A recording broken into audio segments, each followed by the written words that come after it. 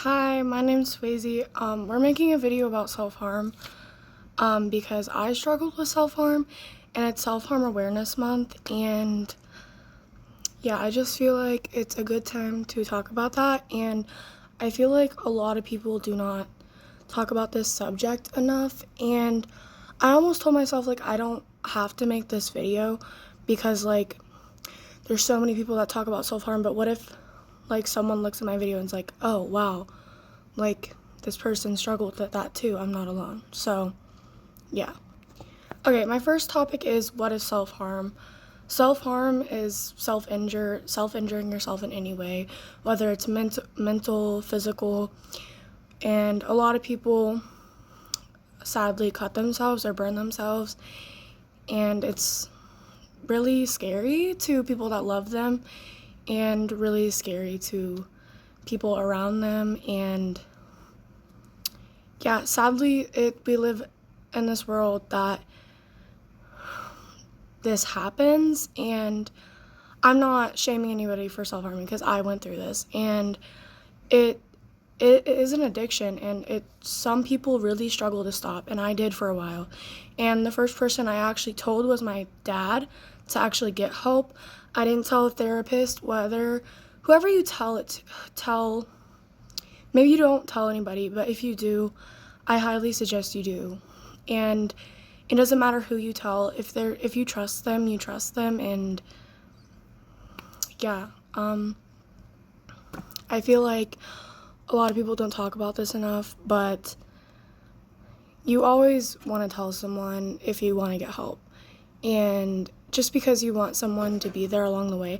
I know a lot of people get through it by themselves, especially if they don't have really a family or they're in foster care. But I would tell somebody, but if you can get through it alone, that's great. And I am so proud of you.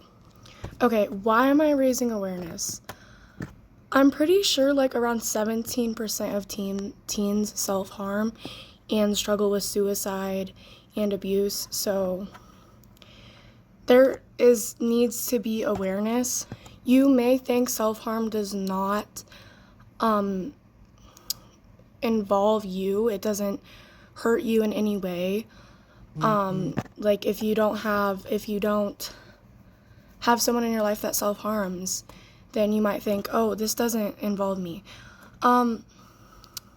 I feel like it does. Like there's a lot, like you don't know if you are causing someone to self-harm. And I hate saying that because, I mean, no one can really cause someone to self-harm. If someone self-harms, that's their choice. But a lot of people don't know that they're hurting someone and making them want to self-harm. How can you spot self-harm? So this is actually a hard thing. I feel like it's not obvious, but a lot of people wear long sleeves in the summer, and it's like very hard to spot it. But if you know someone that's struggling, you might want to talk to them about it and be like, hey, are you okay? Is this happening in your life? I'm not like incredibly like taught about this. I'm not great on this topic, but I did want to talk about it. You can, like, if someone's struggling and you know it's possible they are self-harming, it's possible they're thinking about self-harming, and they might be going down a hole of whether they are going to or they are going to do something and they might regret. So I would take my time with anyone you think struggling. Just ask them, hey, are you all right? I'm going to share my story with self-harm. For me, when I think it started like when I was around 7. Me personally, I don't remember how I found out what it was. I think maybe I was on TikTok, social media. Social media is not a great place if you're dealing with self-harm and suicide and all, like, just a bunch of things can lead you down a dark hole when you are struggling with self-harm and suicide. Like, really anything can trigger you. And I do want to say this, I do think mental hospitals are only necessary if someone is in immediate danger. For me, I think I'm like 1,000% sure I probably learned that self-harm from going to a mental hospital. And I was 5 when I first went to a mental hospital because my mom just thought I should go to a mental hospital. I don't live with her now, by the way. No talking about my home life right now. But like, yeah, I'm in a great place now, and I've stopped self-harming. I'm pretty sure I'm like 8 months clean because I haven't self-harmed since January. Mental hospitals can teach a lot of young people what self-harm is, and it can teach you tricks on how to self-harm. Me personally, I learned eating disorders from self-harm, and I learned eating disorders from mental hospitals, and it was personally not great. You get taught a bunch of things when you go to a mental hospital. I think it's only necessary when you're in immediate danger, and I think there's other resources, and unfortunately, a lot of people don't see the resources, and something happens before they do, and you can't stop that most of the time. But that's why I'm talking about this, because you never know if someone's going through something. That's why I'm talking about this. I struggled with self-harm since I was 7 all the way to 12, 13, and self-harm almost ended my life.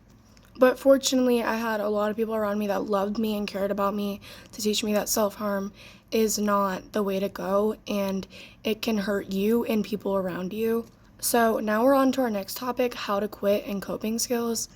For me, quitting is definitely not easy. It was not until I started talking to a therapist. I know talking to a therapist is not always great for everybody. I know a lot of people have trust issues and they don't want to talk to a therapist. They are scared they're going to get sent away. But a lot of therapists only think mental hospitals and foster homes are only for immediate action.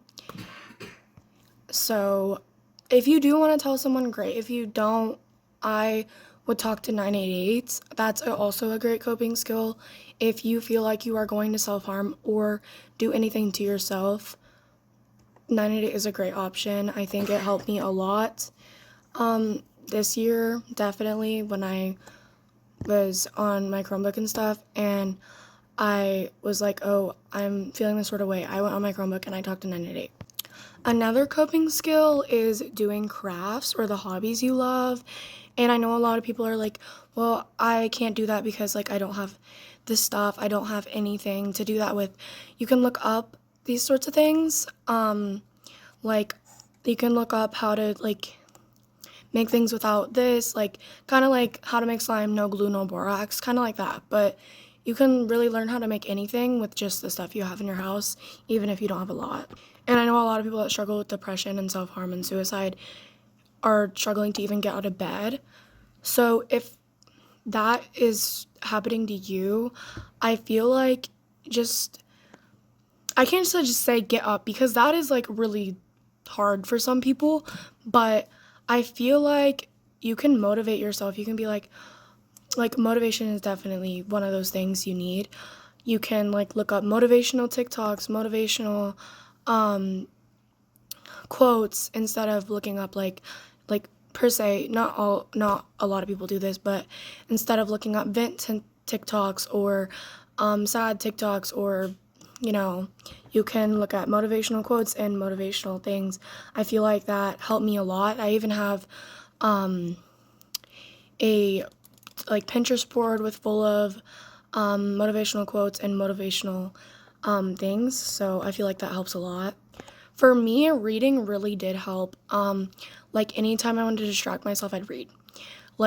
Just looking at the lines of words, it was my brain was processing it instead of self-harming. And I know a lot of people self-harm to distract themselves from things going on around them. So I feel like reading is definitely a big thing. If you don't like reading, that's totally fine. You can maybe get a comic book, look at the pictures. You can get a cookbook if you really want to, and look at the recipes and the pictures. Even a picture book can maybe distract you. If you have a pet or animal, just like play with them. I feel like my dog really did help for me to quit self-harming. Like, for me, my dad said, if you can look your dog in the eyes and still self-harm, like, that's bad. So, yeah, I feel like I just remind myself, hey, like, my dog, like, he will wonder where I am and if something did happen to me and I self-harm. So, yeah, that's one thing. And you can also play with your dog and be like, or dog or cat or any animal you have, like, play with them. I feel like that helps a lot. And I know a lot of people like coloring. You can color. If you do go to therapy, I'm pretty sure they, like, a lot of mental health places, like, for me, I go to Mark Twain. I feel like they always have, they always provide something, like they provided journals and like pens. Like, I don't know, maybe your place could have like a coloring book and you could ask for that. And I mean, it's scary to ask, but I mean, if it will help you, then definitely ask. And you may not even go to therapy or have anywhere that can provide a coloring book or something to do to distract yourself. So I'm going to provide other coping skills instead. You can go on a walk. You can listen to music. I know a lot of people like listening to music. I personally do. I love listening to music. I cannot live without music, really. You could do your hair, do a cute little hairstyle. And if you're a boy, you definitely don't have to do that. I'm not saying boys don't do their hair, but if you're a boy and you feel uncomfortable with that, you definitely don't have to do that.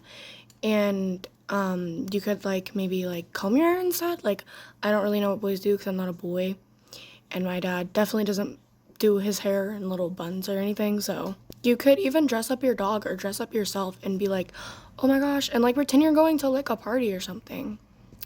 Okay, and if none of these coping skills would work for you, I'm going to provide resources.